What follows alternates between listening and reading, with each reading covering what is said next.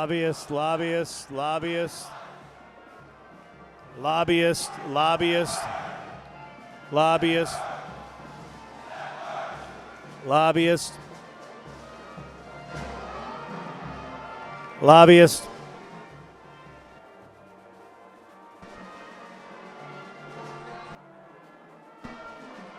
Lobbyist, lobbyist.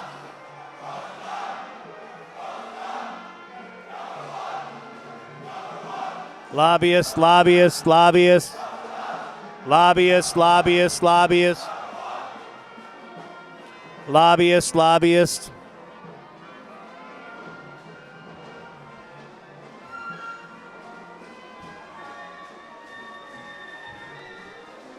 Lobbyist, lobbyist, lobbyist.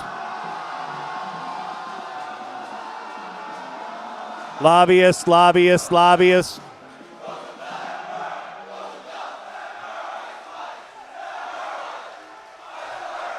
Lobbyist, lobbyist, lobbyist.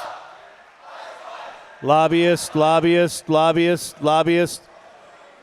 All lobbyists, please come up to the podium. All lobbyists, please come up to the podium. All lobbyists, please come up to the podium. All lobbyists, please come up to the podium.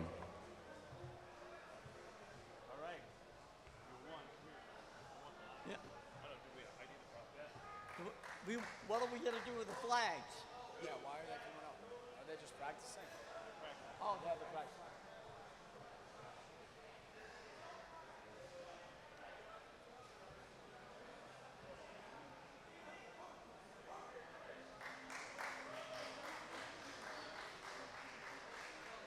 You don't want a seat up here? Huh?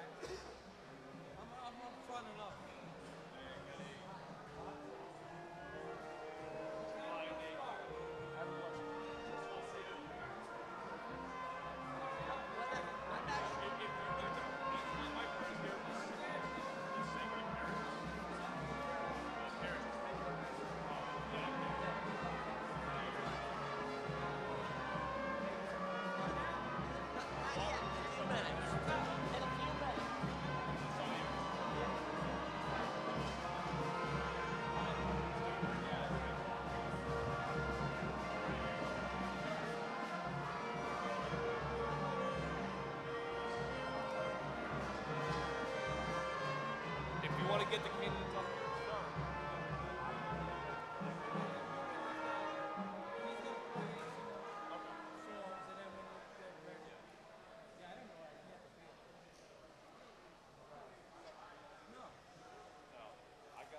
Yeah, no, this was, I didn't know.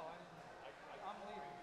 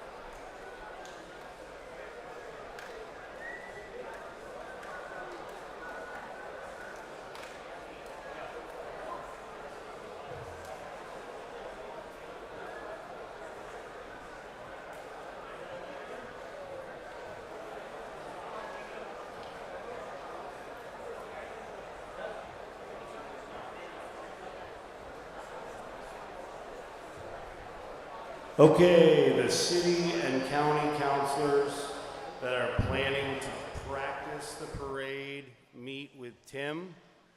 We're getting ready to start, okay? You guys ready? All right. Chip, how we doing? Chip Reno, how you doing? Give me a thumbs up when you're ready. All right. One more minute, guys. Sorry, we have the lobbyists, correct? Those are your lobbyists. Okay, you want the names, don't you, brother? Yes, I want to know which one I'm pulling All up. right. So you got Noah Peterson Is is that- pro for the child labor.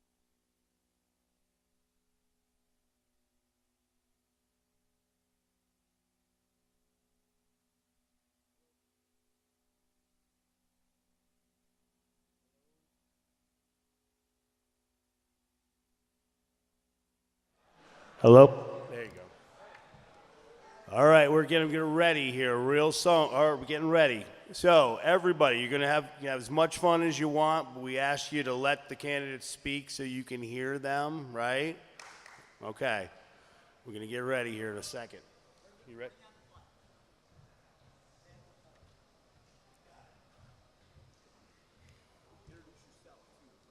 I asked him.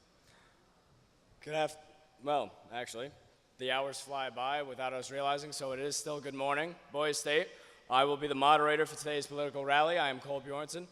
All right, first order of business. Thank you, thank you.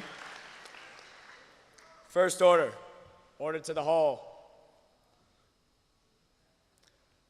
County of Spafford, please advance the colors. Please rise. Thank you. Hand salute.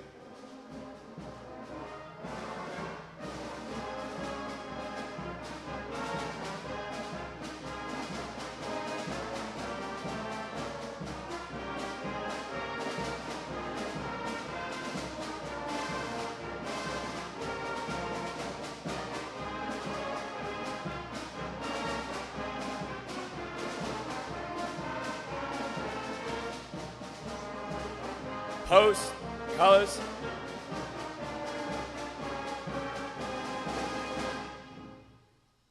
Two. Uncover. Let us recite the pledge to the flag in unison. I pledge allegiance to the flag of the United States of America and to the republic for which it stands, one nation, under God, indivisible, with liberty and justice for all. You may be seated. Okay, announcements before we begin. Anytime that the band is playing, you may stand up and stretch, but just make sure that you remain within your seated area. At this time, with the sergeants at arms, please escort the candidates into the hall.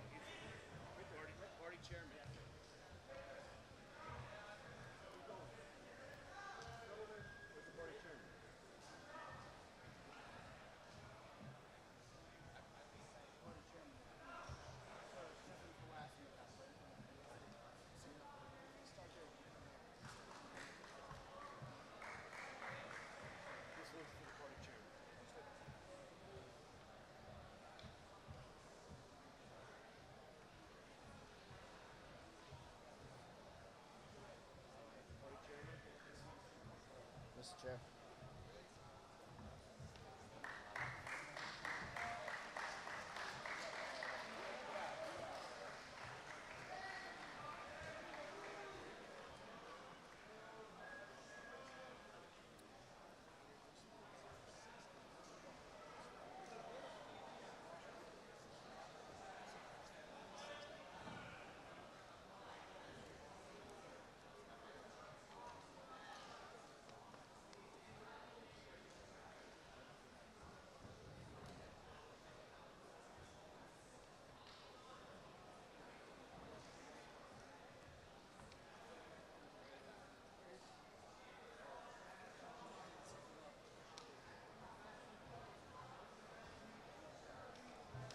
So is there any specific way you want me to announce your lobby? So just say here are the lobbies for the day. So You want me to present just say- two referendums Two for referendums. the ballot that Alright, will be on the ballot today. And then just say, here's your first pro, here's your first con. Just Yeah, the first nice and issue, simple. yep. Here's your first issue lobbyists. Yeah, and Noah Peterson Noah Peterson and arguing for it. Nicholas and- Gentile. Yes. All right, yes, sir.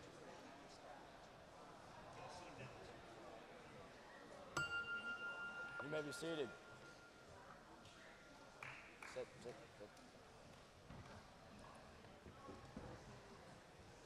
Okay, so here are our lobbyists. They have two referendums that they're going to be talking about today. On the first issue, arguing for is Noah Peterson, and arguing against is Nicholas Gentile. If they will please come up.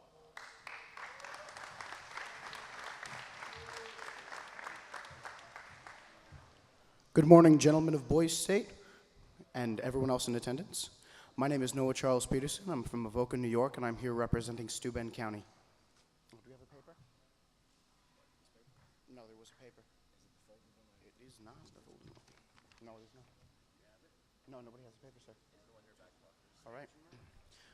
For the lobbyist discussion, we have been discussing lowering the working paper minimum age from 14 years of age to 12 years of age.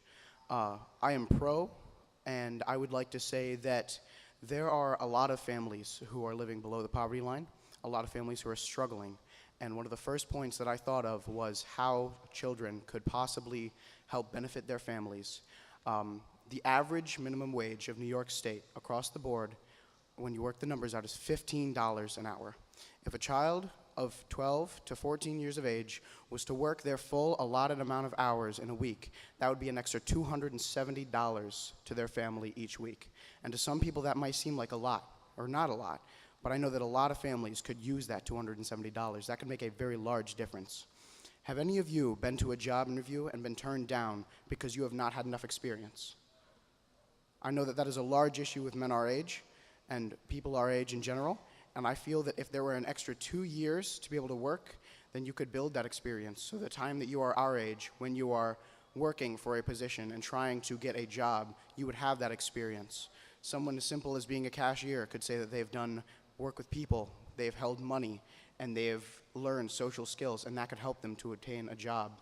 A lot of people would say that lowering the age is a bad idea because children should be able to enjoy their childhood, but I know for a fact that some children are not fortunate enough to be able to have that opportunity.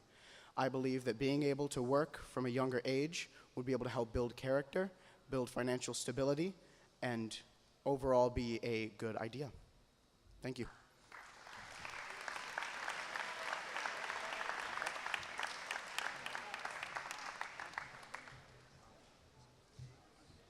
All right, how we doing, Boys State?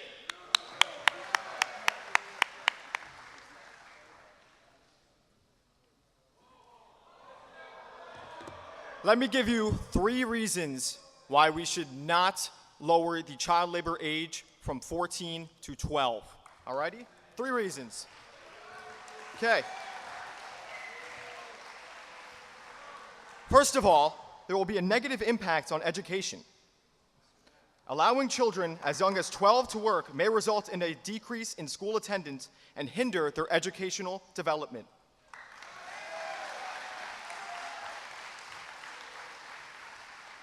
Education is crucial for children's long-term success and well-being.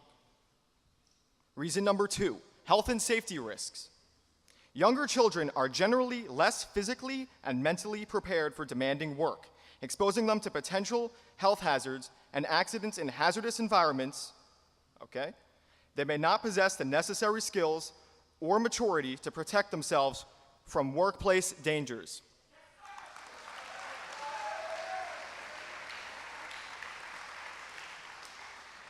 My third and final reason, long-term economic implications. Investing in education and ensuring children's well-being is crucial for sustainable economic development. Lowering the age of child labor could lead to a less skilled and educated workforce in the future, which may hinder a nation's progress and competitiveness in the global economy. Thank you all.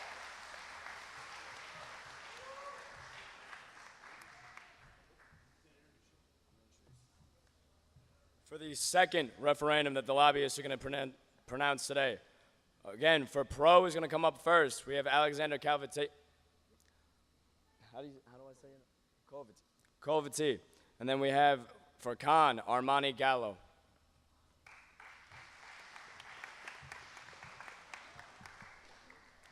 Hello, I'm Alex Colavita. The item we'll be discussing today is that New York State should restart the Indian Point nuclear reactor and provide it with additional safety features.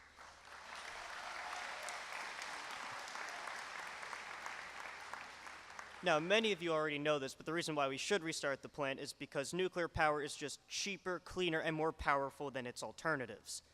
Number 1, cheaper. While, yeah, nuclear reactors might be expensive to build at first, they are significantly cheaper to run than coal power plants. We could save an estimated millions of dollars by switching to nuclear instead of using coal. And because we'll only be restarting the plant and not rebuilding it, we will skip a lot of the building costs associated with these plants. Number 2, cleaner. Nuclear power is just cleaner than coal. See, coal power plants and other fossil fuel plants just spew carbon dioxide emissions out into the atmosphere. These emissions can lead to hundreds of thousands of premature deaths per year. The only negative things that nuclear power produces is nuclear waste and radiation. Nuclear waste can be dealt with. You just need to put the nuclear waste in a concrete cylinder, dig out an area underground, put the cylinder in, and then backfill that area with the same rock you dug out. That seals off the radiation from the outside world, so it can't actually escape. The other thing is radiation. But radiation is A, containable, and B, it does not kill nearly as many people as CO2 emissions does. According to the WHO, the estimated number of people who have died in the Chernobyl accident and the Fukushima accident combined was 4,001 people. Coal kills 200,000 per year.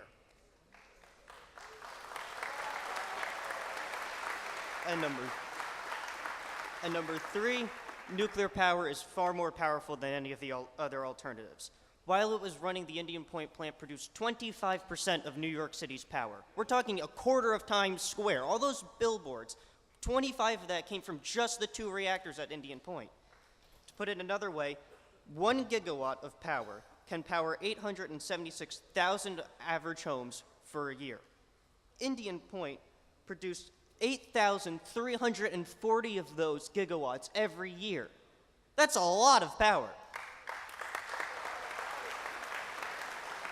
So in the end, nuclear power, and to put into perspective, all of the renewable energy in New York State combined that year made half of that power.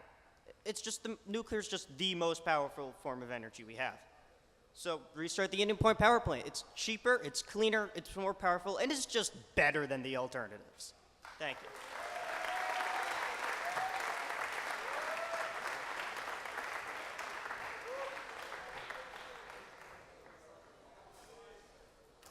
Good morning, everyone. I am Amani, and I will be lobbying against nuclear power plants. Now, as many of you know, that nuclear power plants can be very wasteful on us, on our environment. Their waste is dumped into our Hudson River and is streamed down to our downstate citizens and affecting our marine wildlife and our water. And I don't know about you, but I don't want to drink any contaminated water.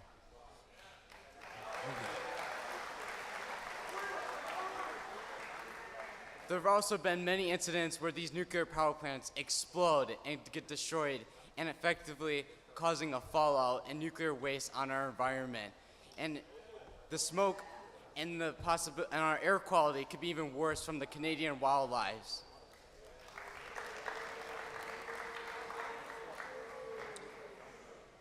You know, it may be cheap energy for us. It might cost lower than other prices, but I don't think cheap always means better, and what I strive for is efficient energy, and I believe power plants are not that for us. And also, for New York State, we do not necessarily have a plan for nuclear power plants, because we cannot sustain them in our environment, and I don't want them in our backyards destroying our environment. Thank you.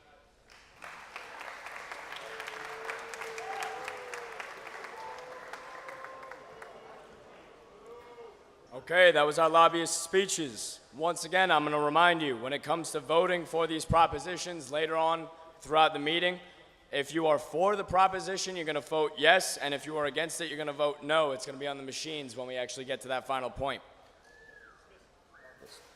For the moment, we're going to have a short musical interlude, and the lobbyists are dismissed. I did, sir. You guys are good to go.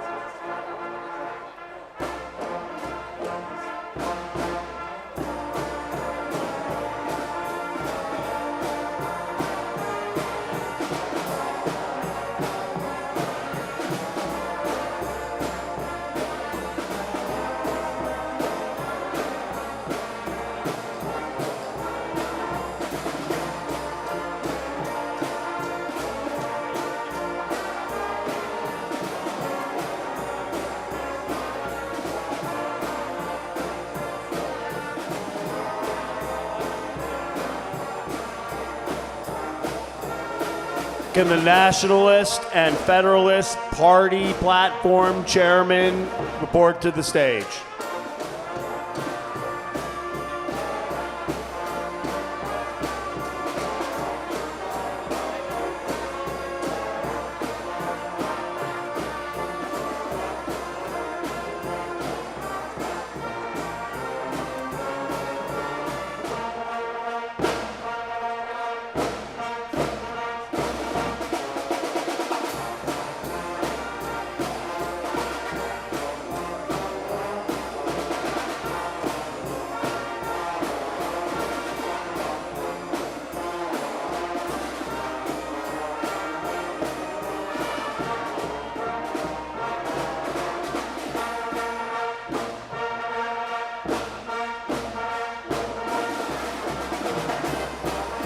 I need both party platform chairmen.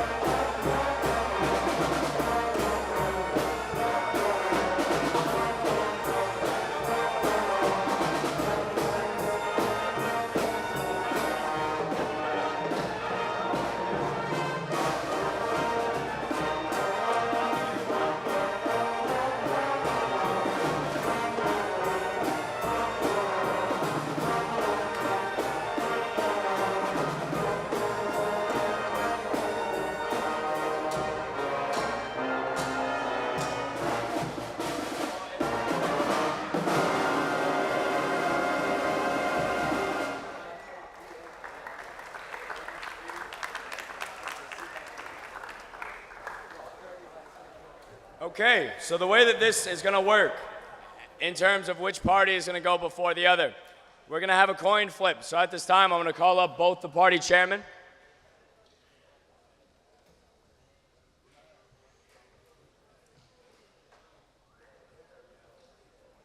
Okay. Heads, tails. You okay with this? Okay. Tails never fails. So I'm going to flip the coin. Whoever it is that wins it is going to be able to choose which party is going to go first or last.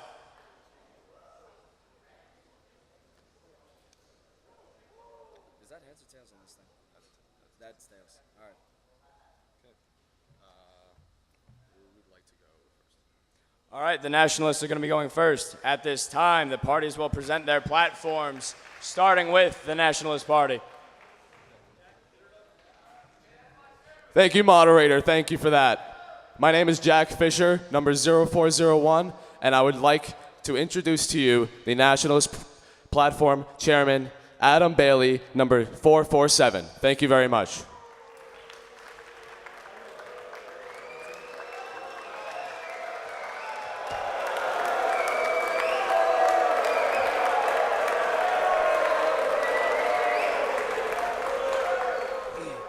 Good morning, everybody. To start off, I'd like to just bring up our platform that I have chosen for the National Party, or that the platform chose, is we're going to be bringing down the legal age of drinking to 18.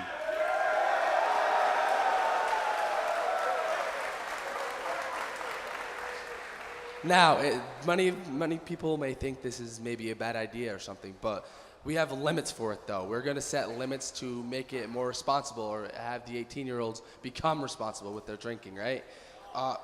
First off, we would be setting a 0.01 BAC or blood alcohol content for the 18-year-olds so that they could learn to drink responsibly instead of get drunk right off the bat. On top of that,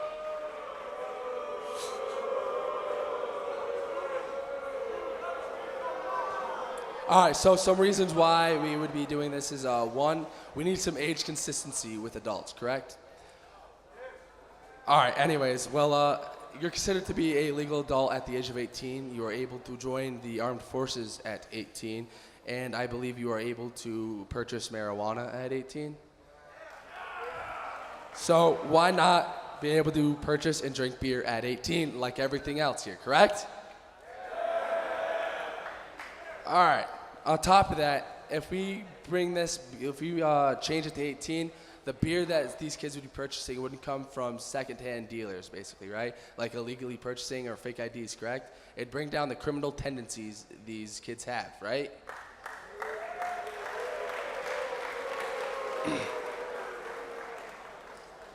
And I don't know how much it is, but just like drugs, alcohol could probably be laced too, right? So if we get this through the government, this takes off the tendencies to maybe die, right? Get into OD. Yeah. Thank you.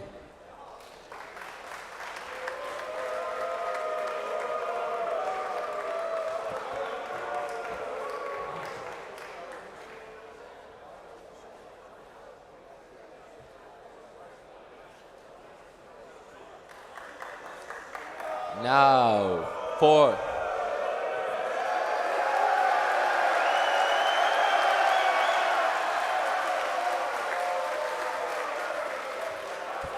the Federalist Party Platform Chairman, Alexander Pitts, 0, 2, 3, 4. 4.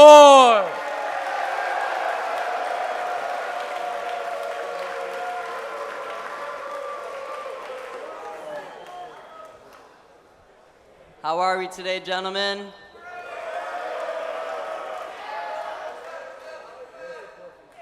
So my name is Xander Pitts. I'm representing the Federalist Party Platform Committee.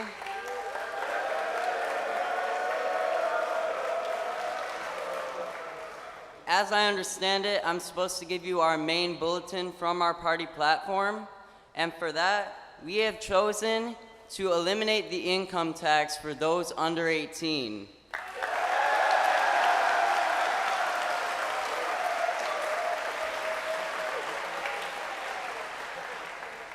Our party believes that government should be a tool for the people and not a weapon. And policies like this taxation without representation are not beneficial for its constituents.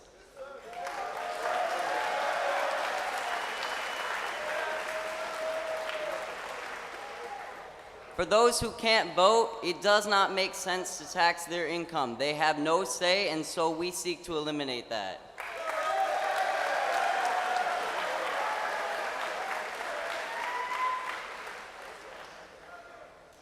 Some of our other bulletins include police accountability, but we will protect the rights of our cops.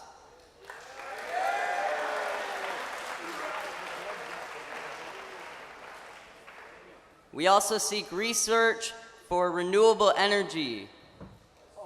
We want to protect our environment so that future generations can live in it.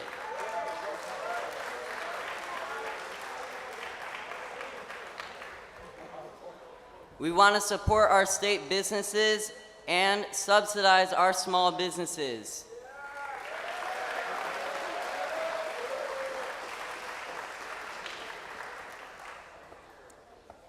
We also want to add some more free time for everybody at our boys' state.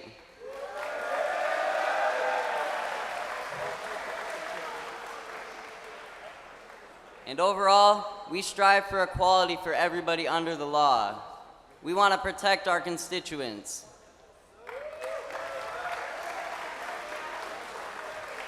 Remember, everybody, government is a tool. Thank you.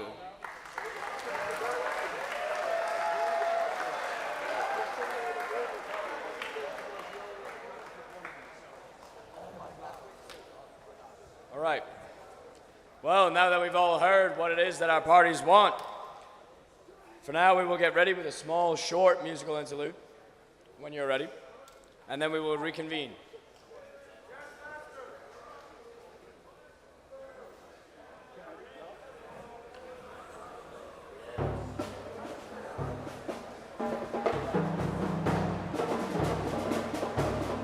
Reminder, you are allowed to stand and stretch during the musical interludes, but remain in your seated areas.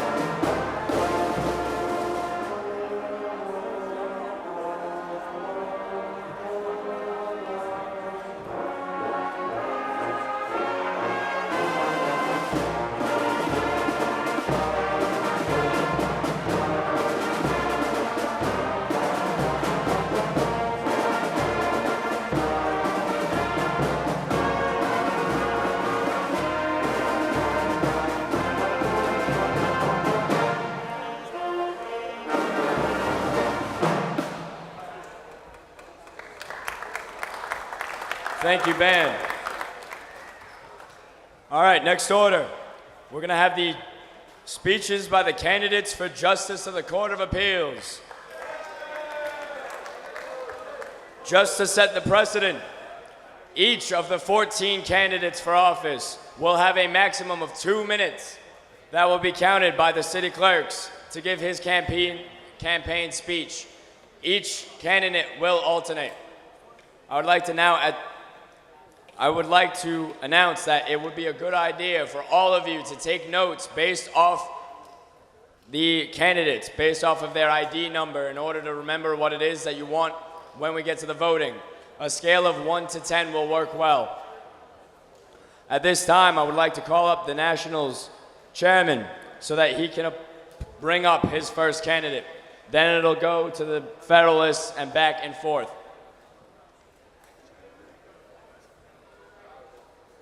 Thank you once again, moderator. Now, for the first justice from the Nationalist Party, I am very proud to give you our first candidate, number 0381.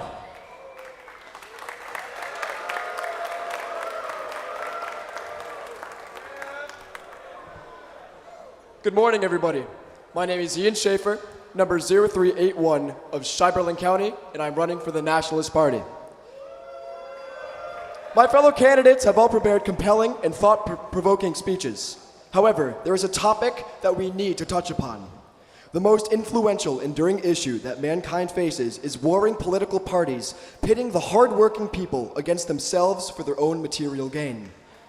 This divide is the main reason for the exponential growth in crime and the perpetual cycle of jingoism, followed by a sudden drastic decrease in national pride to the point where they call to tear down our governmental system.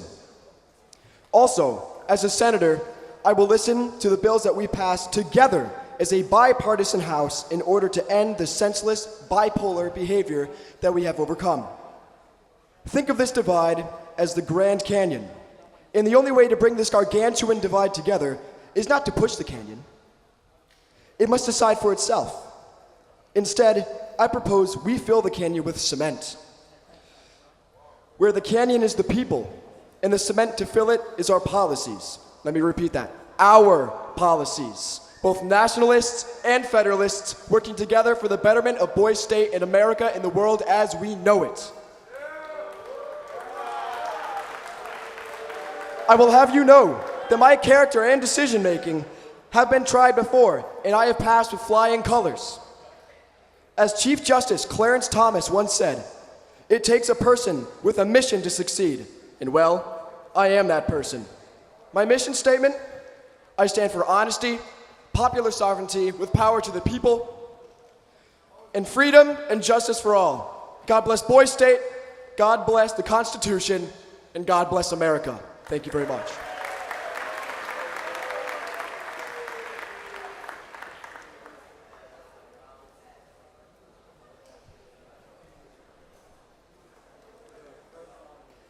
Now we have the first nominee from the Federalist side, Conrad Wendell, 0154.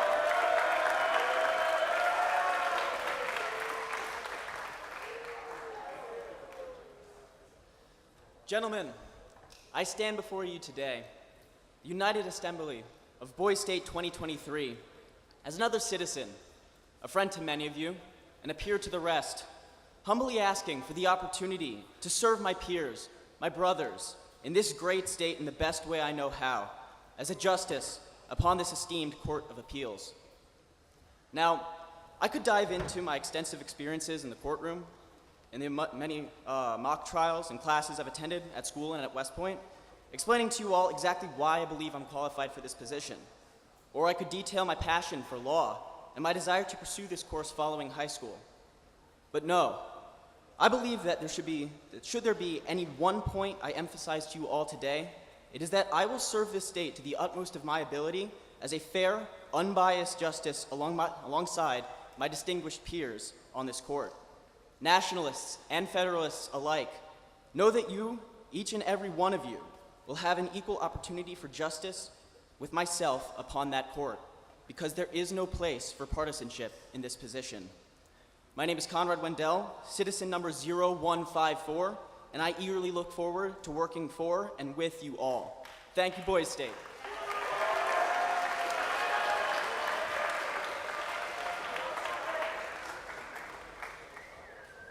Thank you again. I would now like to present the second candidate for judge, number 0505. Thank you.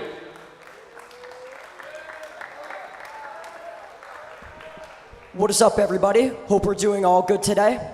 Guys, I don't care if you're blue or gold. I want to hear it. If you're happy to be an American citizen, clap right now. I just want to hear everybody clap. Come on. You know what? That sounds like patriotism to me. And you know what? I'm also a patriot. Not just for my party, not just for this state, but for this entire country. Who's with me? It sounds like we're not very different at all. All right? Federalist, nationalist, it doesn't matter. Gentlemen, I'm Nick, number 505, and I want to be your Chief Justice. Look, we have bills, okay? Bills created by our amazing senators and higher-ups. They take much time and effort to make sure that it's in our best interest that we have these laws, okay?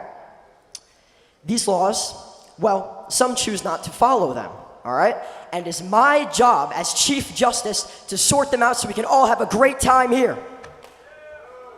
I will use my unbiased and collected judgment for whoever comes to my stand to judge who can walk this land.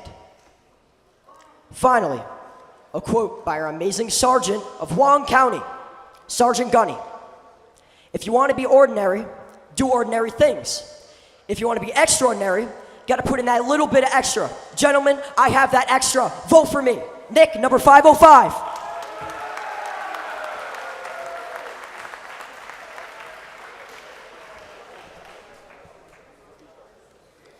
Now we have Tega Ego 0322.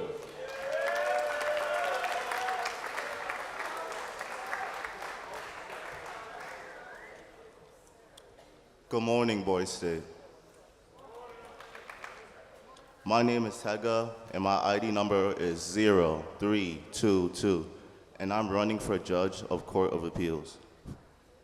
I'm not here to make promises that I can't keep, but to make promises that I can. As judge, I'll make sure that all laws of Boys State will be read without bias. I don't care who you are or from what party you are, no one is above the law. Everyone will be heard and taken into consideration. I'm not here to play around or make jokes. I'm here to ensure everyone is treated fairly. I have been involved in honor society, community service, and sports leadership that taught me leadership, dedication, empathy, teamwork, family, and much more that have made impacts in my life. I will end this speech with this quote from Lil Baby. I grew up listening to everybody, and that is something I will do as judge. So Boys State, vote me Tega, ID 0322 for judge of Court of Appeals. You won't regret it.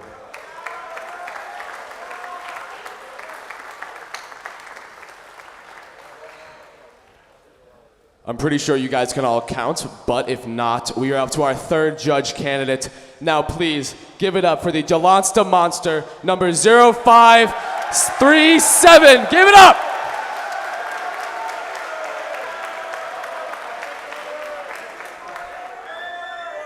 Good morning, my people.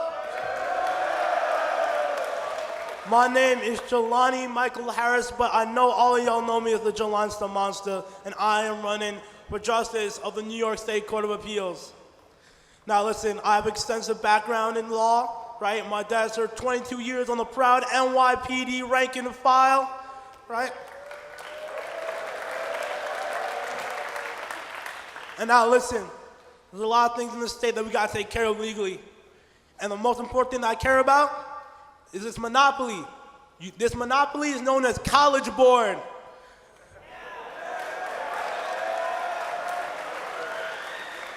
College Board has a monopoly on our education. And according to the U.S. government and New York State law, monopolies aren't allowed. So the first thing I was doing as justice is open up a court case into investigating the monopoly that College Board has on our education.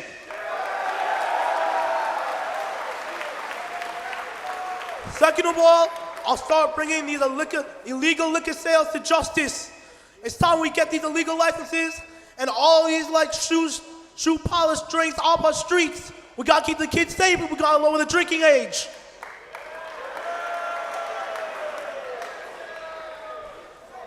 And finally, I'll leave you all with this. I am willing to do anything in my power. I'm a bipartisan man, and I'm willing to prosecute not only nationalists, but also federalists, because that's what a true patriot does. A true patriot does not pick sides. A true patriot needs to prosecute everyone and give everyone a fair trial, regardless if they're gold or if they're blue. And I'll leave you off with this slogan. Don't vote for someone that the people can embarrass. Vote for J Money, your brother in Paris.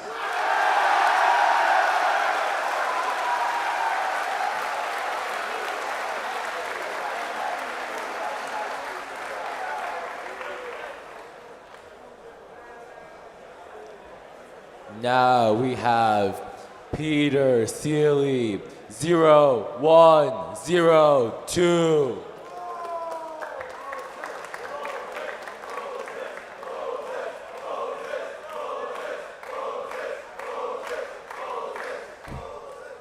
Yeah.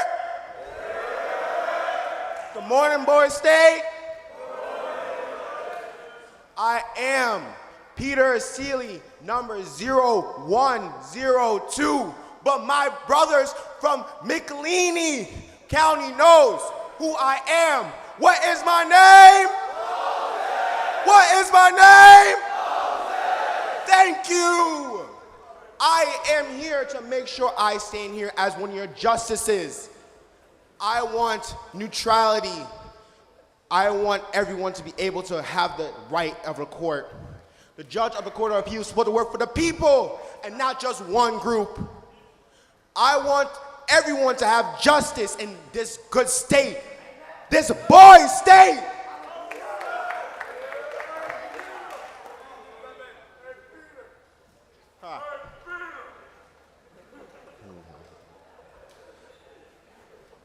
I'm not going to be here and tell you all my accomplishments.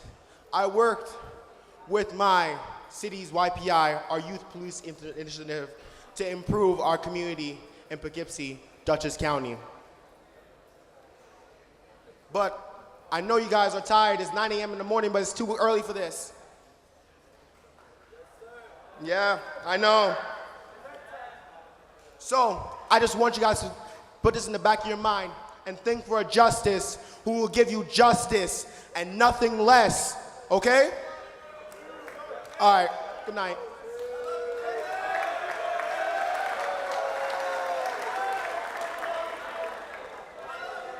Thank you again. I'm now going to have our fourth candidate for judge please take the stage. From my home school of Walman High School, I'm very proud to have number 0681 take the stage. Thank you.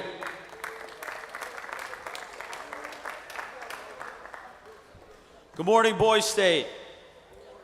I'm Jaron Smullian, number 0681 from the county of Dillard. I am running today to be your justice for the highest court in New York, the Court of Appeals.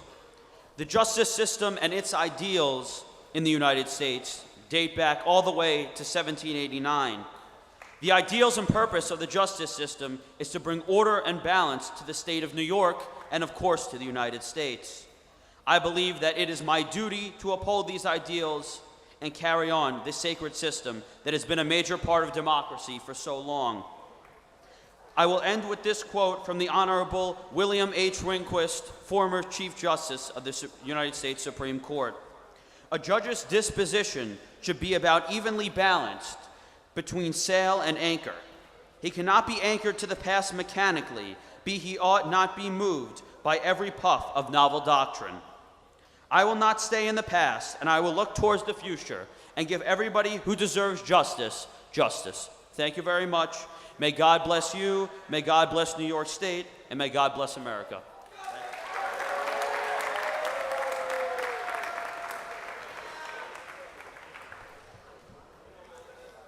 Now we have our fourth candidate for justice, from the Federalists, Sean Blakely, 0528.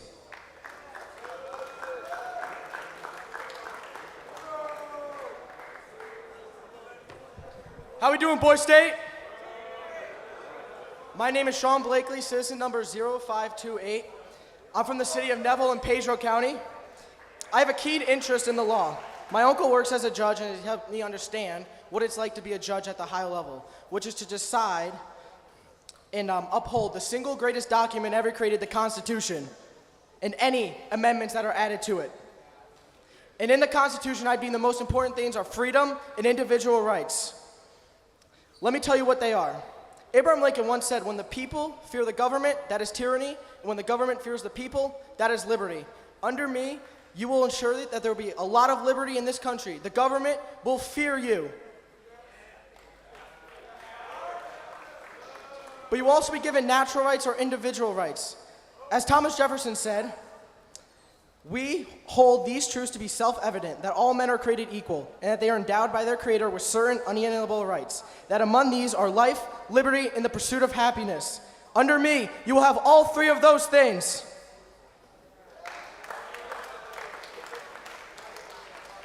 I will not allow anything to infringe upon your rights.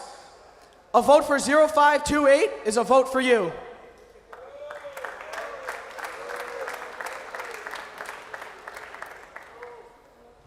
Thank you. Now I would like to call upon to the chair our fifth candidate for judge, number 0657. Thank you.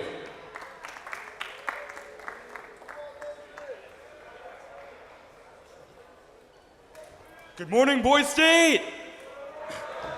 How are you doing? My number is 0657. But you know what? Let's do away with the numbers. My name is Ian Wong, and I'm running for justice on the Court of Appeals.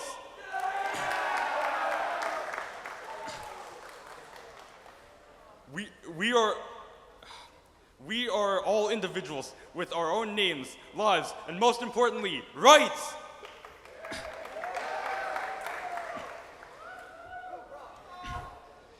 In my favorite film ever created, Fight Club, Tyler Durden states, "You are not your job. You are not how much money you have in the bank. You are not the car you drive. And you are not the contents of your wallet. Each of you has something unique about you, about yourself, and I will ensure that each of your rights are equally protected." Your ethnicity, economic status, and haircut do not define your whole self.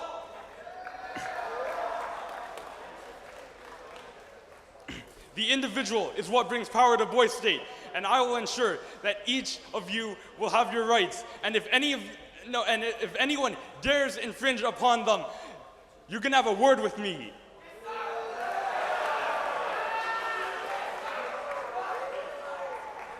So, vote for Ian Wong.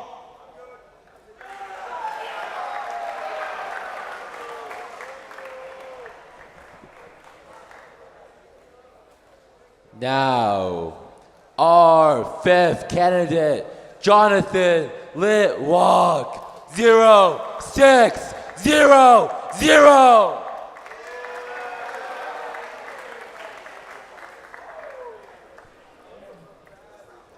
Good afternoon, Boy State.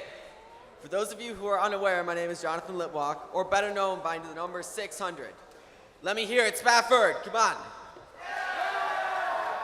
Now, who here wants justice?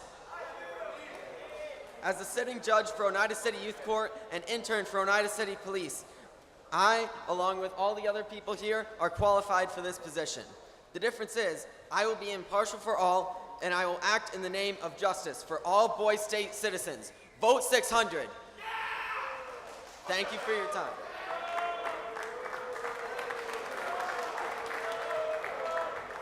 Thank you. I now ask that our sixth candidate for judge from the Nationalist Party, number 0135, take the chair. Thank you.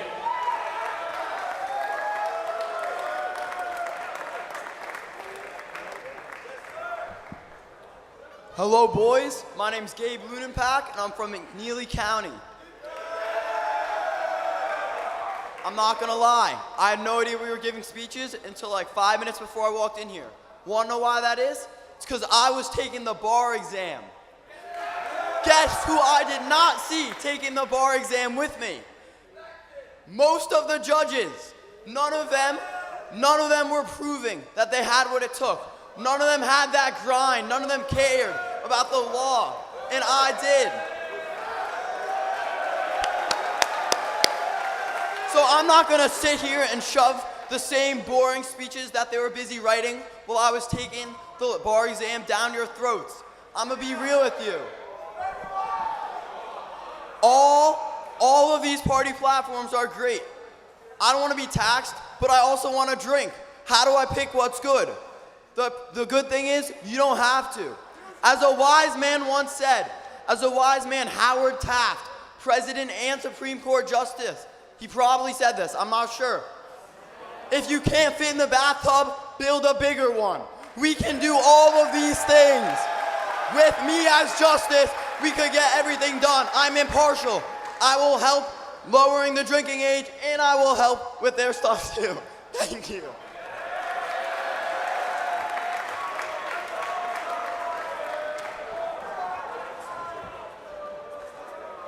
Our sixth candidate for justice, Miles Stover, 0062.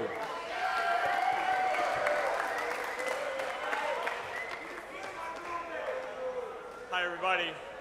I'm not going to stand up here right now and bore you with my resume or tell you why you should vote for me. I'm going to tell you how I feel.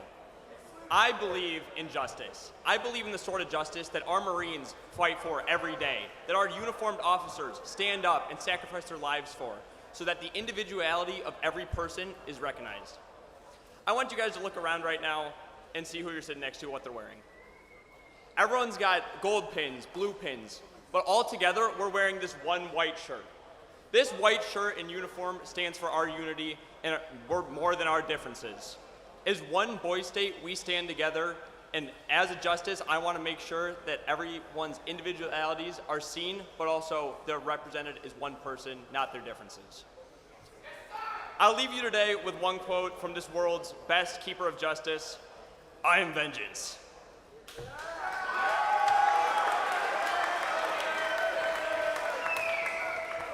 I would like to make note that everyone in the hall should be courteous and listen to all speeches. There should not be at least 120 side conversations going on.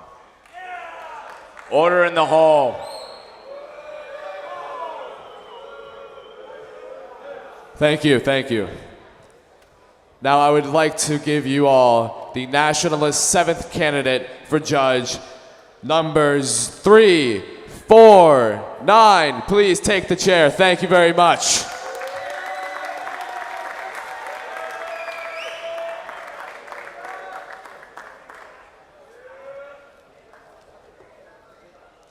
Everybody, I'm 349. I'm Nathan West. I'm from Sudbury County. All right, so let's cut the boring stuff. Let's get to it. We the people, we the boys of Boys State, we the future generation of the country, stand together today to elect our new state office positions. I stand before you today as a candidate for Chief Justice of the Court of Appeals. We all have a unique opportunity to embrace and experience the power and justice firsthand. First, let me share a quote that resonates with me deeply. MLK once said, "True peace is not merely the absence of tension, it is the presence of justice." Justice is a complicated word.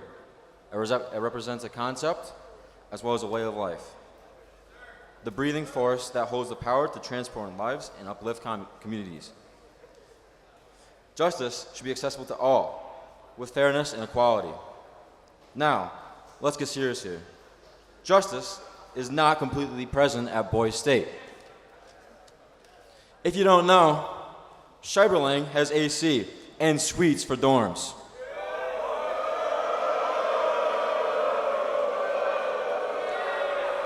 If they get AC, then all other 9 counties deserve AC. fans at the bare minimum. Or we all must suffer the same hot, humid dorms. This is a crime, and this is what justice of the Court of Appeals deals with. We want justice. We want it now. Vote 349 from Stember.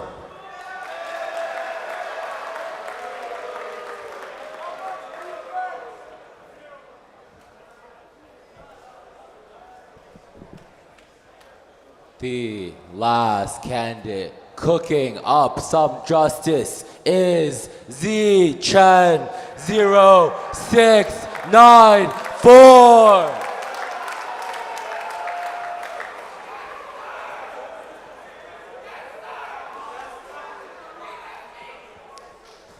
As many of you guys know, I'm a light, funny, hard-to dude. I'm not as hip-hop as him, bro. I'm just saying. So I'm going to tell you a little bit about myself today instead of just telling you what I'm going to do. I'm going to do this. I'm going to do that. It's time to get serious.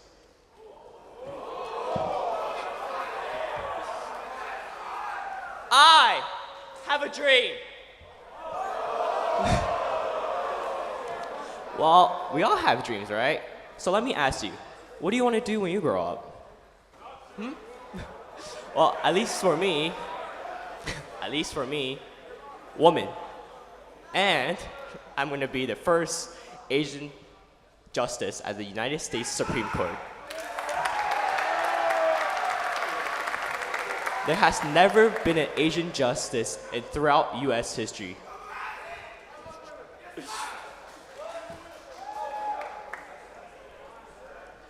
By running for Chief of Justice here today at the American Legion's New York Boys State, this will be my first step towards that dream. During my stay here for the past couple of days, I heard countless speeches from loungers to here at elections.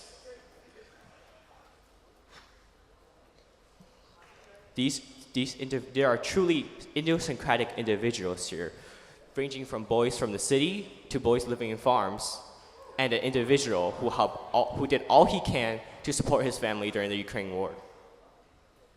It's truly a mixing pot for colors. All right, I get it. I get it. You all have your dreams and passions, your stories and your perspectives to tell. And it is our duty as judges to maintain, to ensure, and to update these laws so that you can succeed in your dreams. This is Cadet Captain Z Chen, a judge from the city of Nestler and the county of Dillard. Citizen number 0694.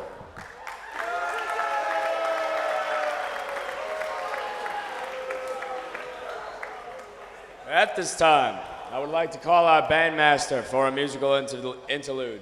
You can all stand and stretch for the time being, but do not leave your designated seated areas. Thank you.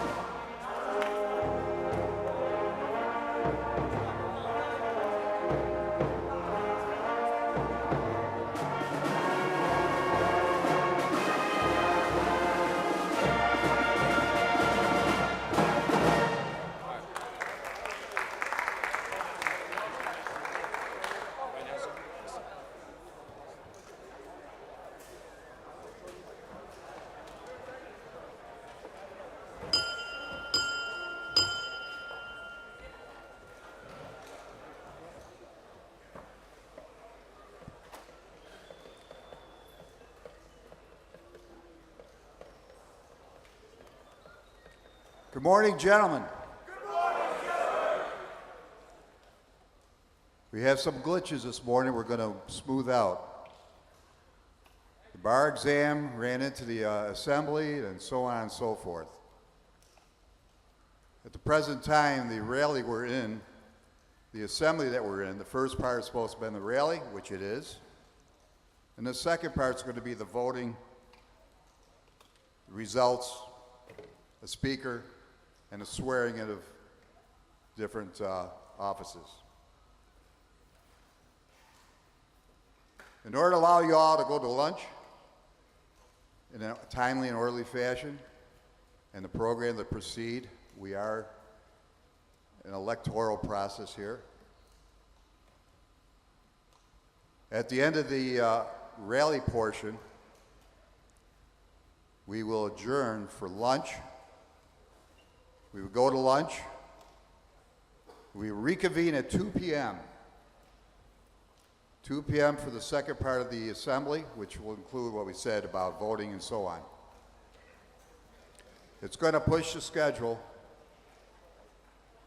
We're going to have to drop the athletics for today, the sports.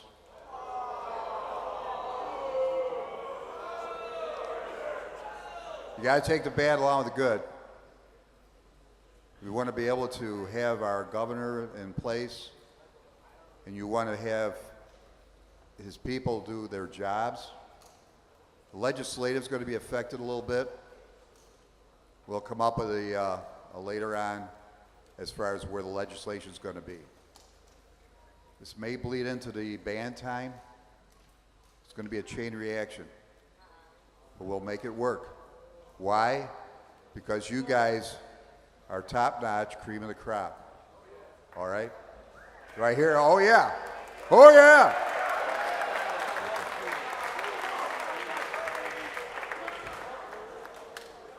I thank you for your cooperation. And remember, folks, we treat each other with respect, the way we like to be treated. And we will all go far. Thank you for your attention.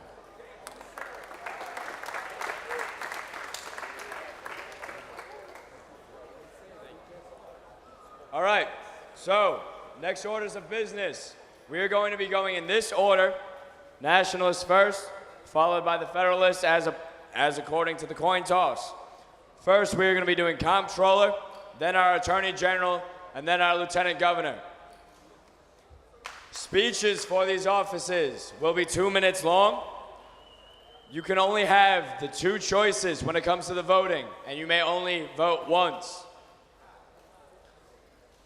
I would like to stress that for all of these candidacies, all of these speeches, and especially for the governors, that we all hold a level of order and respect for all speakers. I am requesting all sheriffs and all state troopers to keep a level of order during these speeches.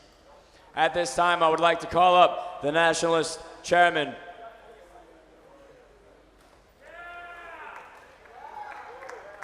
Thank you again, moderator.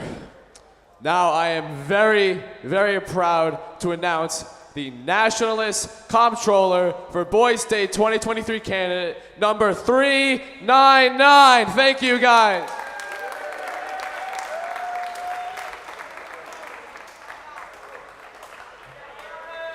Good morning, everyone. All right, so as your comptroller, you are responsible for all the government and for the equipment and for the funds of the Boys State. And you know what comes with funds? A lot of math. And guess what? And I don't know about you, but if I didn't come home with that A+ on my math test, I couldn't come home at all. So if I got a B, I mean, you can still vote for me, but I might be 6 feet under, so. So a lot of you for this position, you might need a calculator. I don't need one of those, that's inside my head. So I'm gonna be your human calculator for this job position, all right? For you, 4. All right, so some of you guys still want to know my qualifications for this. So one of them, I'm the captain of a solo car team. It's worth $70,000, and I have to keep track of all of that. And also, I'm the mechanical lead for that, so I have to know all the different things that have to go on with that. And additionally, I know we're split into 2 parties here. So, but the thing is, it was brought to my attention that only one county here has suites and air conditioning, and I don't think that's fair. So, you know how yesterday, how they said they're not funding our program anymore? Well, I want to get that funding back so that you guys can all have suites and air conditioning. That's what you guys want, right? Yeah, I know you guys want that, all right? So, let's get this done quick and so that I can get you guys boys some gear. Thank you.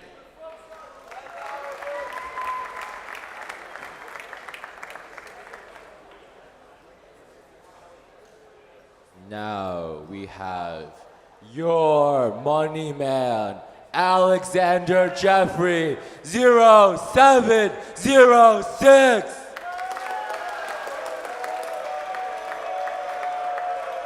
Gentlemen, Federalists, Nationalists, future leaders of character. My name is Alexander Jeffrey, number 0706, and I'm here before you running for the position of your Boise State Comptroller.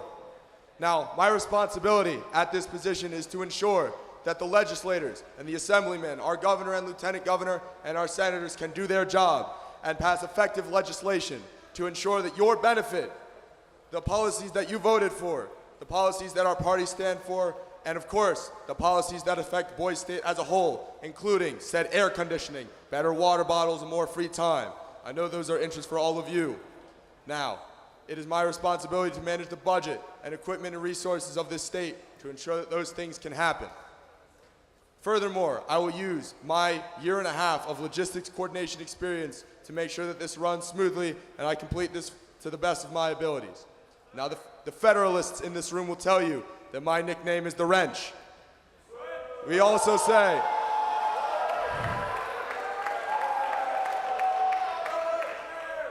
the government is a tool, and gentlemen, I am the Wrench. Vote me, 0706, for State Comptroller. Thank you for your time.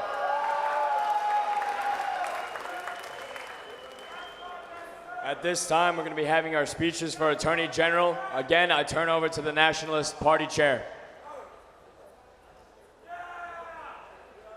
Thank you, moderator. And I want to hear all the nationalists scream when I say this number, all right? Now, I'm going to present to you, for Attorney General from the Nationalist Party, our candidate, number 0269. Let's hear it for him.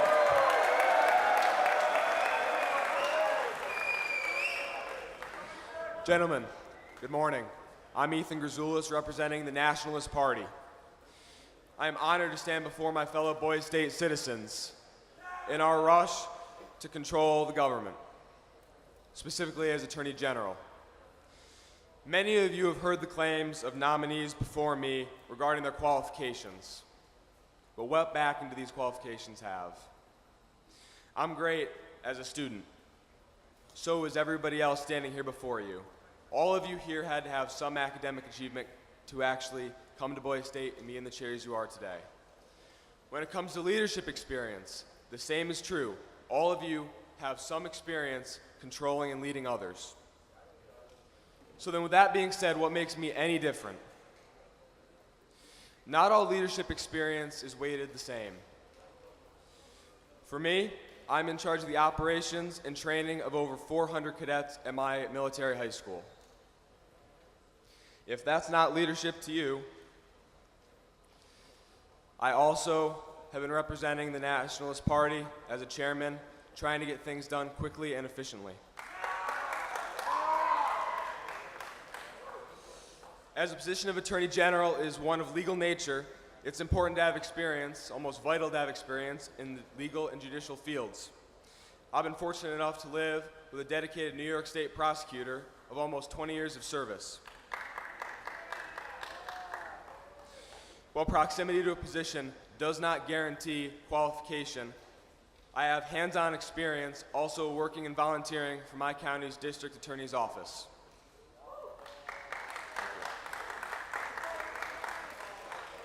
I'm also sure that your nominees have talked about their attitude and how they want to treat and work for all of you. Thank you. I'm going to get cut a little short here, guys. I apologize. In the end, it's up to each and every one of you. I've appreciated your time and consideration and humbly request for your consideration in this exploration. Together, we can make the impact of the people through upholding the laws of this great nation God bless all of you, God bless Boys State, and God bless these United States of America. Thank you.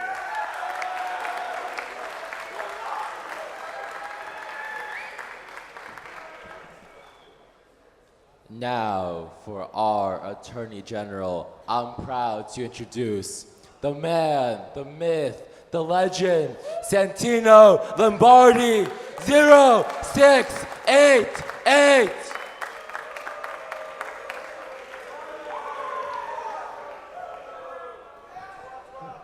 Good morning, Boys State. My name is Santino Lombardi. My number is 0688. Boys, we are gathered here today, not for the benefit of the individual, but for the benefit of the people. I'm here today for the sole purpose of providing a service to you, the people. That service is to properly and accurately represent Boys State in all suits or legal actions to which the Boys State is the party. I can talk for an eternity speaking about the things I will do or could do. But at the end of the day, actions speak louder than words. So let me tell you a little bit about what I've done. Since I was a little boy, I was always interested in the system of law. I started my path in middle school, bringing back many awards for my middle school debate team over the course of 3 years. Then moving to the mock trial team in my high school.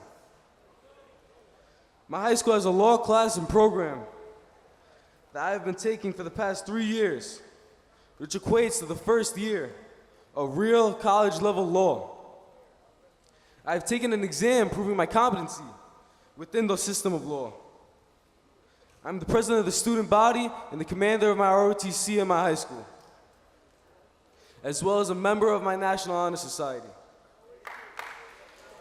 These actions prove my skills to you, the people, showing my knowledge in law and my leadership qualities that give you the security of knowing that I am the man that gets things done.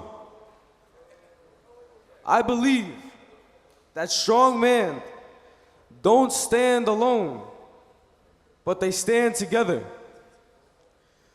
We are one, divided by none. No nationalists, no federalists, because we are number one. We are Boys State. Thank you all, and God bless the United States of America. Again, my name is Santino Lombardi, and my number is 0688. Vote me for Attorney General. Thank you. All right. Second to last, here we go. Lieutenant Governor. Thank you, moderator. I am very proud to present to you the nationalist candidate for Lieutenant Governor. Give it up for number 649.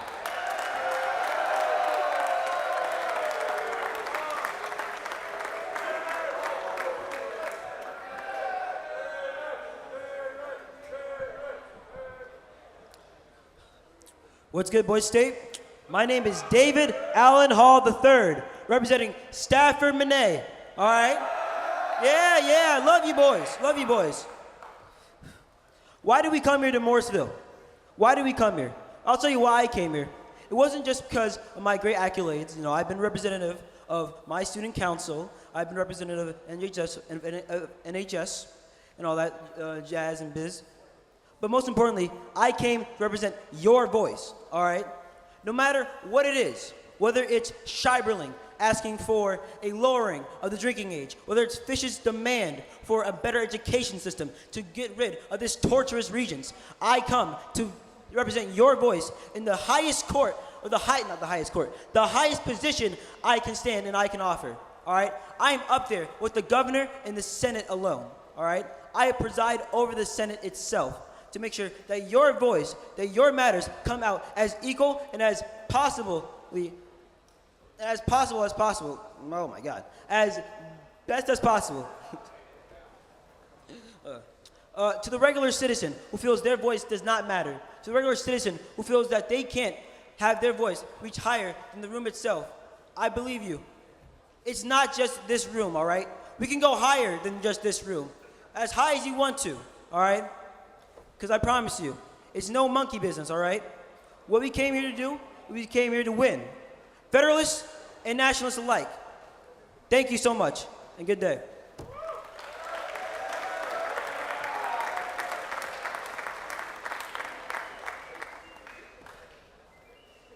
With great pride, I'd like to introduce our Lieutenant Governor, Joshua Clark, 0212.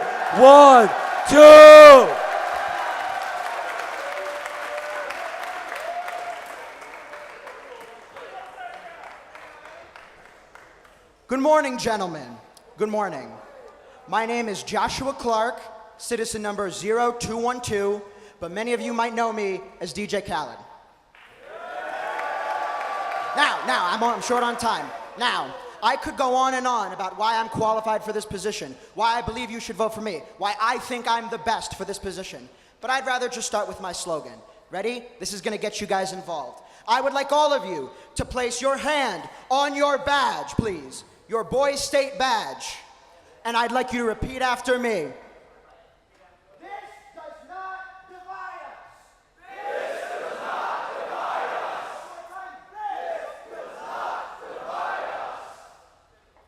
Thank you very much, boys. Now let me just tell you something really quick. When I came to Boys State, I wasn't sure that leadership was right for me. A position like this, I wasn't so sure. I was unconfident, I was afraid. This scared me, right? But through all of our elections, through all of our fun, whether it's the booing, the jeering, the jokes we made, I grew that confidence. And you know what? I want to give back. I want to represent what Boys State wants, not just the Federalists and not just the Nationalists. I want to be the voice of the individual. Every single one of you should feel comfortable to come up to me, talk to me about things you want, personally. That's all I have to say. Thank you.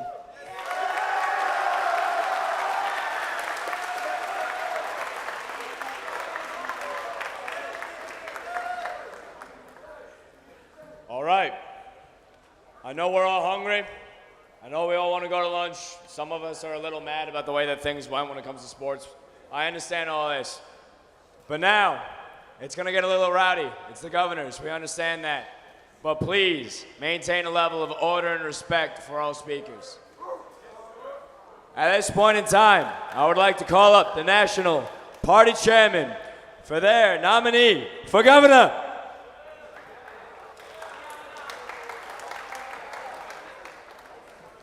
Now, gentlemen of Boys State 2023, I am very proud to announce, standing at 205 pounds of pure muscle and freedom, patriotism throws through this man's blood and veins, standing at 6'2", a man who will unite Boys State. Give it up for Jonah Williams, number 690.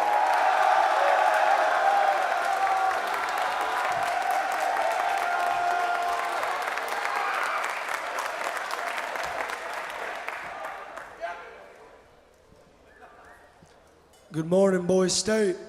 Before I start it off, I want to make something real quick. If you could all please stand. There are men in this room that took the great honor to serve our country and currently still do in some capacity. The men of the American Legion, the veterans in the wars, and like I said before, the men that currently serve that wear blue before us, they deserve a round of applause for what they've done.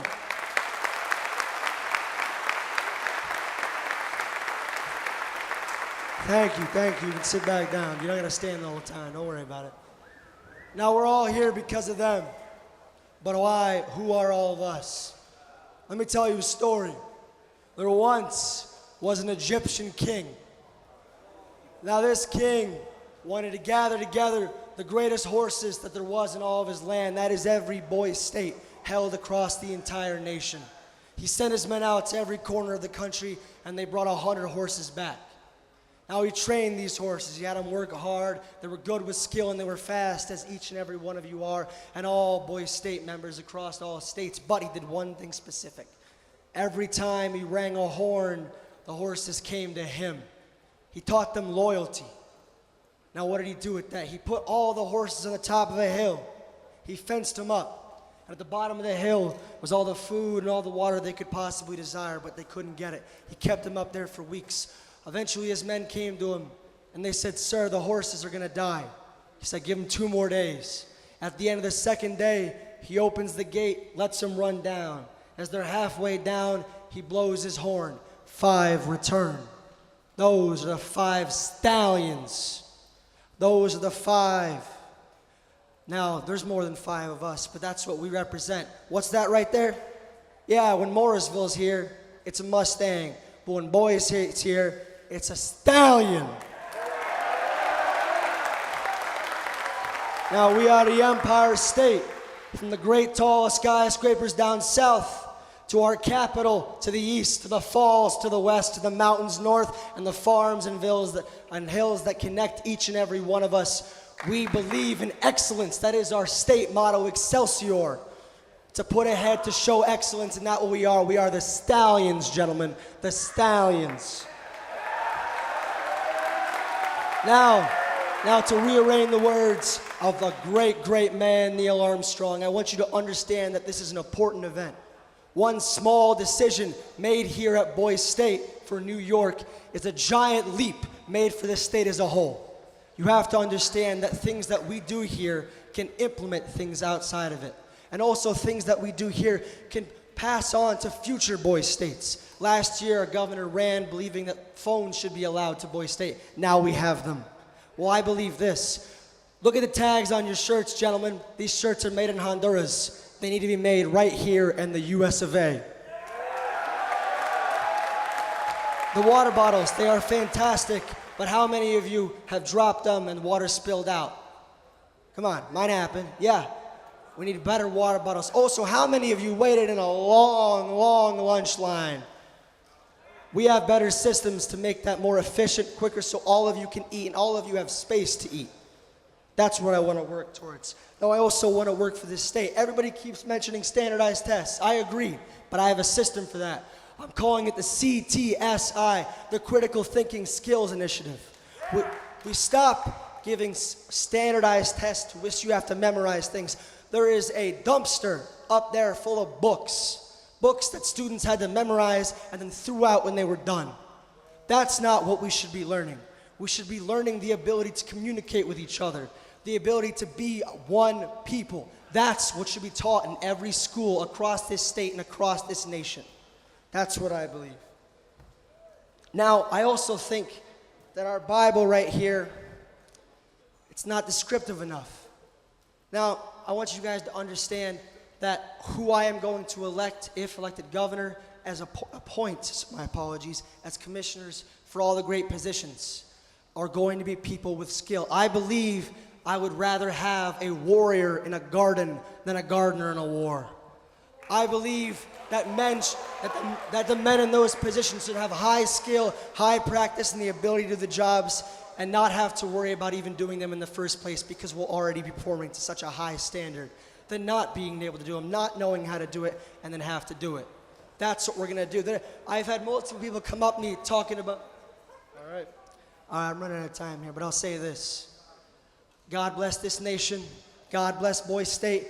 God bless our troops. Thank you, gentlemen.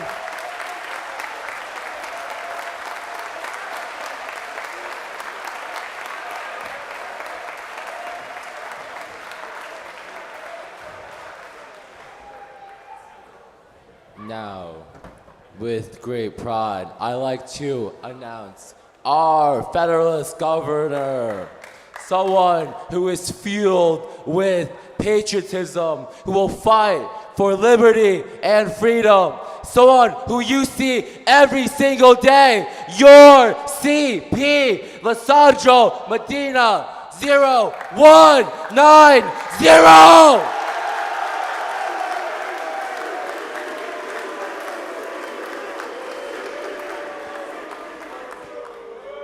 All right, as many of you know, my name is Lissandro Medina, also known as Lee, or simply as CP.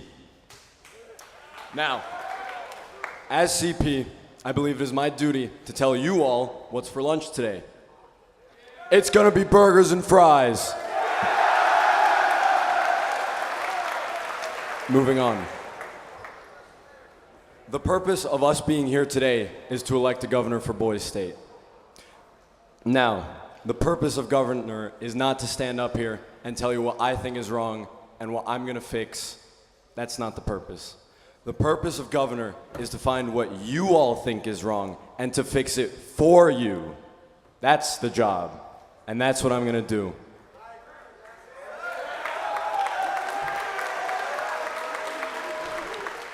I look around at you all, and I see so much determination. I see so much hope and so much activeness in everyone here. Everyone's got great ideas, and I can tell you some of the best ideas that I've had here, the best things I've done here, were from the ideas of someone else here.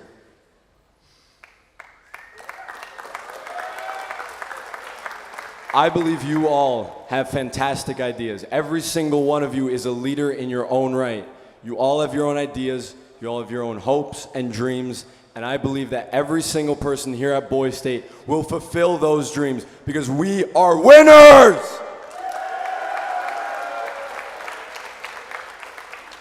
Now, I'm not gonna sit up here and pretend that I know everything that's wrong with Boise State or that I have every single solution, because that's not the case. That's why we all are here to elect people. That's the point of an elected official.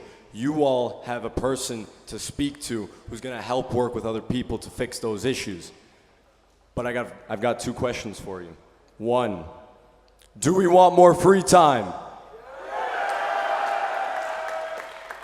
And the next question, do we want athletics to happen today? Well, I can guarantee you that if you vote me as governor, I will do my damnedest to get that done as soon as possible. I will work to get both of those done as soon as possible.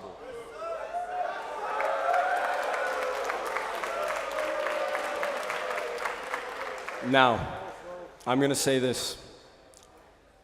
Either myself or Jonah here are both excellent candidates for this job, and whoever you vote, I'm sure will do an absolutely fantastic job. I believe that. I truly believe that, and I hope you all believe that too.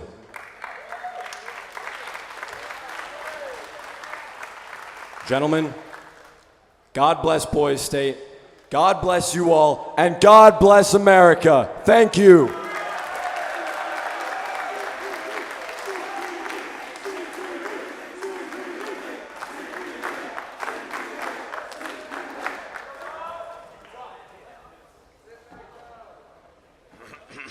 All right. At this time, we'll have the opportunity for a question segment. Based off time, the questions can only be given to the governor. Try to keep your answers. Governors, try to keep your answers to less than a minute if possible. No more than 2. Would you like me to, sir? Let me double check for you. Yes, sir. All right. Well, I've announced it, so I will not follow you. Before we have that, we will have a short musical interlude. Bandmaster, if you will.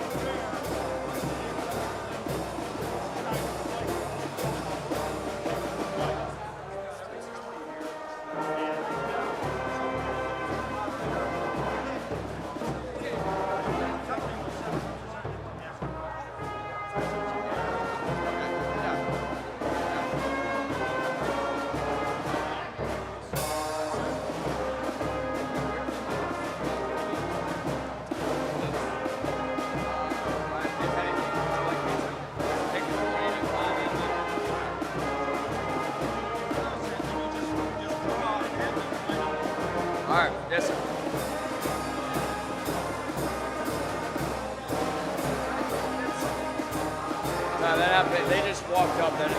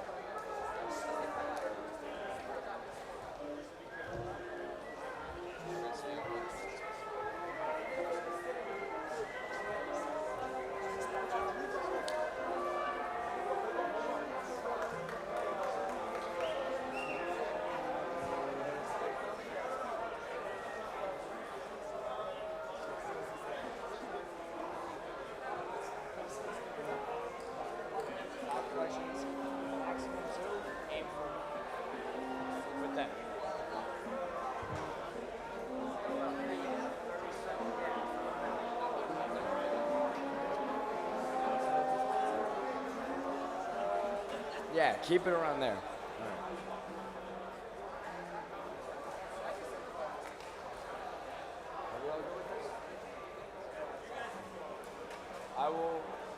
Here's how it's going to go. First, it's going to go based off point. So the first question you're going to answer first, then he's going to answer second. For the sake of fairness, so that it's not always you having to answer right away, it will then switch. So then he'll be answering first, and then you'll be answering second. That way it's not always the same person who has extra time to think. But at first, it's going to follow. All right, everybody, please take your seats again.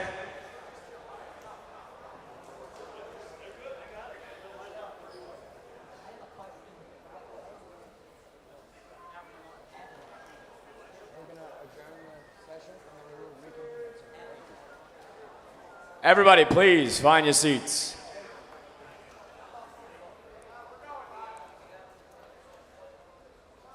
With the questioning,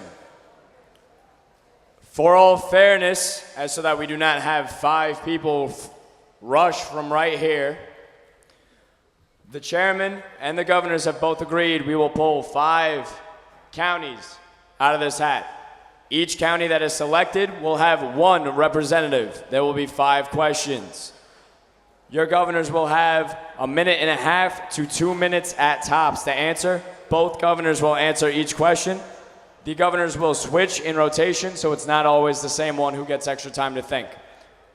All right. You guys will have maybe a minute or so to figure out who your representative wants to be, and then we'll get going. For the sake of transparency, I am pulling it out of the hat as I read them to you. First one, Wong County. Choose a representative for questioning. Second county is going to be Fish County. Third is going to be Stember.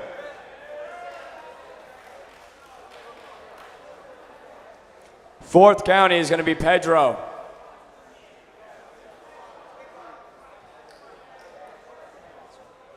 And the final county is going to be McNeely.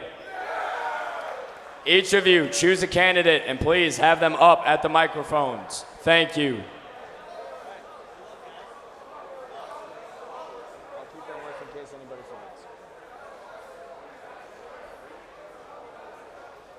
Please do so in a timely, orderly manner.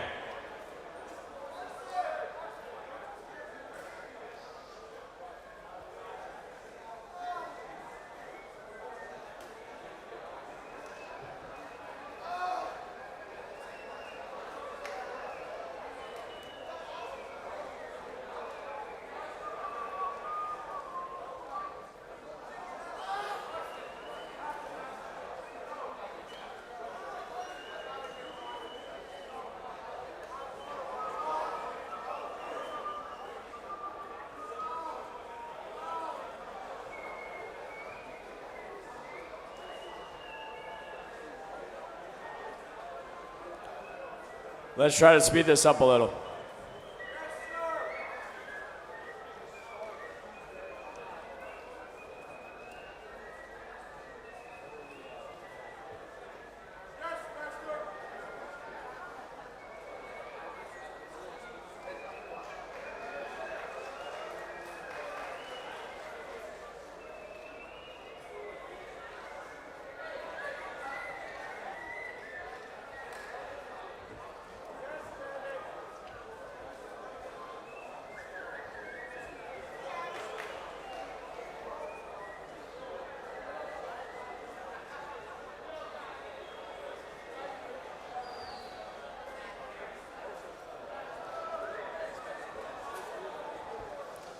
We're all hungry. Let's get this done in a timely manner.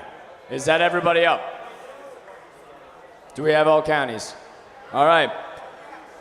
When you present your question, please just say your name and your county and leave it at that, and then the two candidates will answer.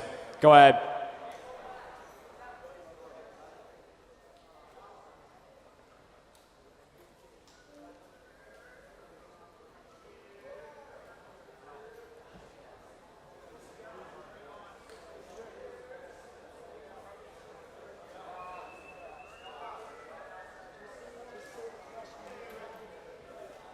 Let's keep it orderly. We're having an issue with the mic. So please, everybody, keep it down while the question is being asked. I will repeat it into the mic. Unless they fix it.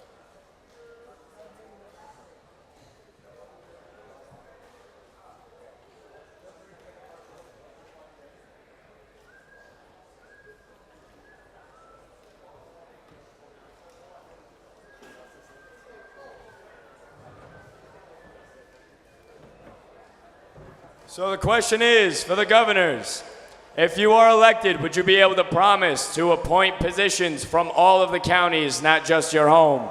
First off, the national governor nominee. Thank you very much for your question. That's a very important point. We don't want somebody that's got all their buddies from their county in it. The way I would like to do it is I'd like to have every person's voice and thoughts on a position they want to hold there. I want to understand it, and I want to not only work with not only just myself, I also want to talk to, because some of those positions are also being appointed by the lieutenant governor. So whoever else is elected, I think the way we can do it is we can ask each person that wants to hold a position to write a paper as to why they believe they want to write it and what they can do. Those papers will be sent to us, and us as a whole will review them and see who's best for the positions as fit. Thank you. You guys didn't hear the question? Oh, sorry. The question was, if one of us was elected as governor, would we pick and appoint people just based on our county, or would we be very diverse when it comes to all the counties here at Boise State? All right, well, I know a lot of you have been thinking about the appointments, and a lot of you have been asking me about the appointments, and trust me, I've not forgotten. But the situation with the appointments is it's not going to be my decision alone. I'm going to work closely with all the people, such as the lieutenant governor, such as the attorney general, and we're going to review all the different people who want the positions. The best qualified candidate will have that position. Thank you. Is it working now? All right, just keep things orderly. I'll respond. This one? It works? All right, hold on.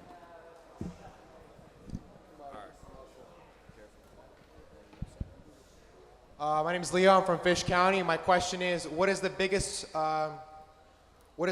realistic change you want to bring to Boise State? How do you guys plan on achieving it? All right, first off is going to be the Federalist, as we are switching every time.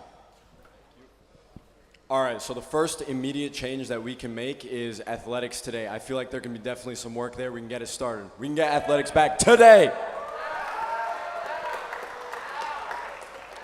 How? There's a bunch of counselors we can talk to. We can move dinner time a little bit, but we can definitely try to get athletics back. We will get athletics back. As for AC in the rooms, we can also work on that. Thank you. How? We have to talk to the counselors, of course. It's the only way to get things done. Hello. I believe the most realistic thing that can be changed is money. It's the fact that Boise State isn't getting as much money as they deserve. Whether I get governor or not, I can guarantee you right now I'm going to get home and I'm going to write to my senator, my assemblyman, all that stuff, that this program needs more money. Whether I get governor or not, brothers, I'm going to be like the second dog getting on Noah's Ark and it's starting to rain. I will work for you. Thank you. Can the third question please come up?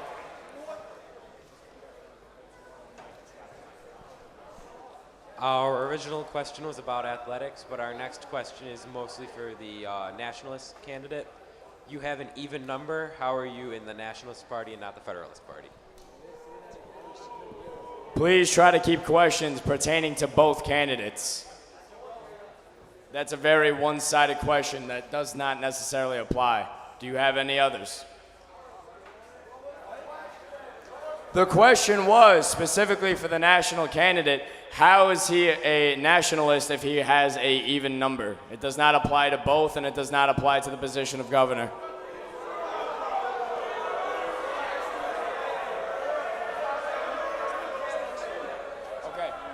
Okay, so to complete honesty, I actually found out, I thought I was number 69 this entire time until last night. When I registered, I'm not gonna call out the dude that did it because I got respect for him, but he accidentally put me as a nationalist when I was supposed to be a Federalist, but I'm a genetic hybrid. There's been nobody that's run for governor that somehow represented two parties in the sense that I got the number for the Federalists.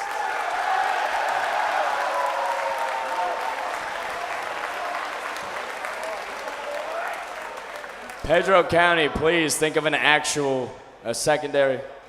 They don't get a second? Okay, fair enough. He answered it. Next question up, please.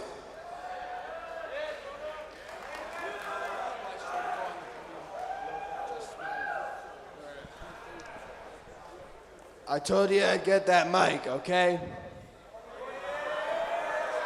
All right. All right. All right. I know that this doesn't really pertain to Boys State, but my group wanted me to ask about gas prices. But that's not really a solution that these two candidates can solve. It's too much of a complex issue. However, all right.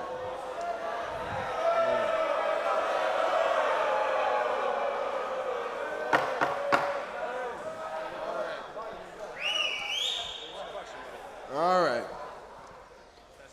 All right. Last night, I came up for an independent run for governor, but that's irrelevant. That is irrelevant. What will you do? What will you do to make sure our voices are heard in an adequate and controlled manner? Okay, that's a good question. Since it was a one-sided question, you want me to just continue where we left off? Well, yeah, that was a one-sided question, so he should be able to talk first. No, wait, you one more time. I'll go. Okay. Answer the question. How is everybody's voices going to be adequately and equally heard? Well, when I ran in the Nationalists last night, I said this and I'll say it again. Not a single hand on behalf of me will be left unshaken. I want to hear each and every one of you. I want you to understand that I'm just like all of you. I've sat down and I've stood up here. I've done both. I understand all of you. I want you to understand that we are no different. In order for a true leader to be part of the people that can't lead from above, they have to go with, because we all have to go on this journey together. If you want to go fast, you go alone. If you want to go far, you go together. Okay, thank you. To the Federalist answer. So the question was, how is every voice going to be adequately heard?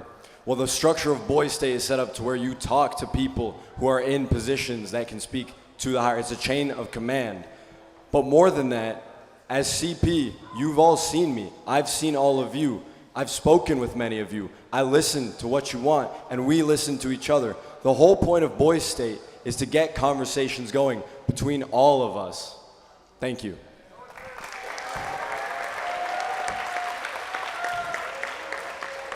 May the final question please come to present.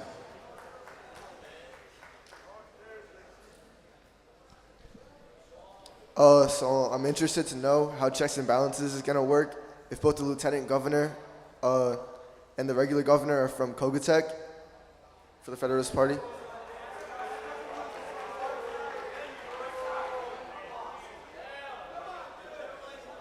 Oh, okay. All right, how is checks and balances gonna work for both parties? First off, Federalists, we've been flip-flopping. So the system of checks and balances is set up where the governor doesn't have the say over everything. We have to go through a Senate, we have to go through assemblymen who come from every single different county with different representation from the Nationalists and the Federalists. So to answer your question about checks and balances, there are adequate checks and balances in place to make sure that no matter who's the candidates in the governorship, there won't be any abuses of power. Thank you. Nationalists? I absolutely agree with what he said. Everybody has to be represented, and we have to understand the process that it's written in our Bible how which you want to do this, to the point where we're going to talk to different organizations, different assemblymen, all that stuff, and get this job. I like to think of checks and balances as like a Rubik's Cube. It's a problem that we have to solve, but we have to get each color on each side to show it. There has to be each side that's being represented. I didn't mean like race when I said that. I meant like colors as in opinions. I don't know why you guys... All right. All right, let's bring it down. Keep it within order. Are we going to adjourn now at this point? Right. Of course, after that. All right. The party chairman, according to the coin toss, is how we're going to start this, are going to come up and give their final rah for their partyman. Party chairman, starting with the nationalists, please come up.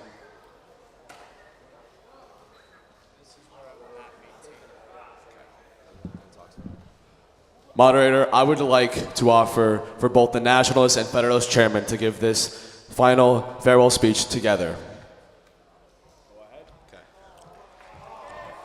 I am Jack Fisher. That's my name. This pin is gold, but I'm going to speak to the blue pin Federalist now. Let me hear your voice, as this has been a long, rough election. Let me hear it now. Can we hear it for the Nationalists?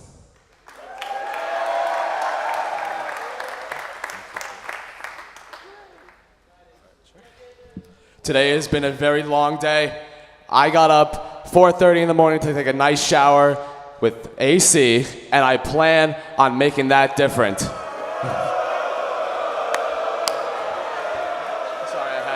I had to, sorry. But with your votes and your proper elections and every single person in this room that is hot and sweaty, we can make that happen for every single person in this room. Thank you very much from the Nationalist Party. It's been a great evening with all of you. Thank you very much. That was not what we planned, but can we hear it for the Federalists? Can we hear it for the Nationalists? Can we hear it for Boise State?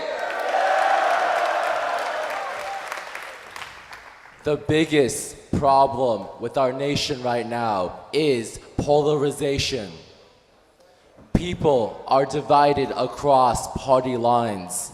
Instead of voting for the most qualified candidate, they blindly follow their party lines. With polarization, our persistent, idealistic, enduring, but fragile democracy dies.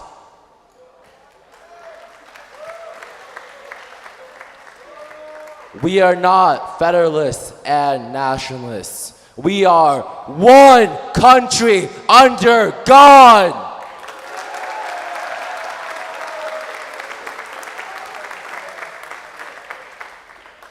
Let us unify together and have a lasting impact. This is 1 week that will shape the rest of our lives. Who are we? Boise State. Who are we? Boise State. Who are we? Boise State. Who are we? Boise State. Thank you.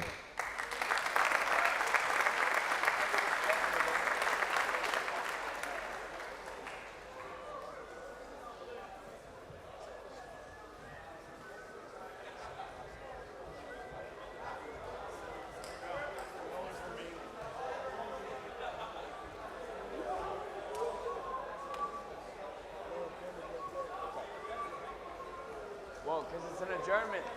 The adjournment isn't on this agenda either. Okay, so at this time, what, it's 2 to stand? 2?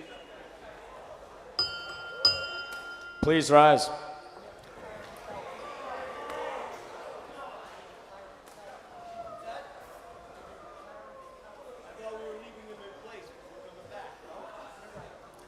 At this time, we will render the hand salute before our adjournment.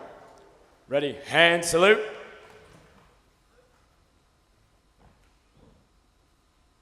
Two. At this time, we will adjourn this meeting for lunch. We will reconvene at 2 p.m. You are at this time dismissed.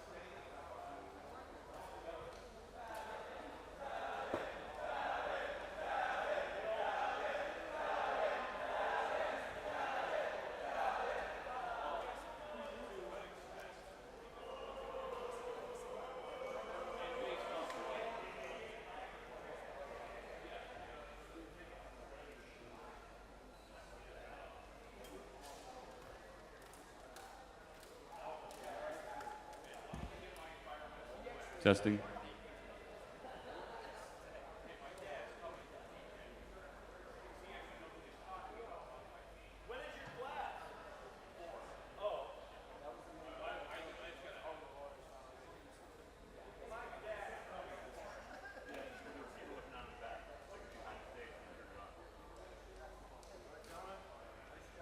We are good.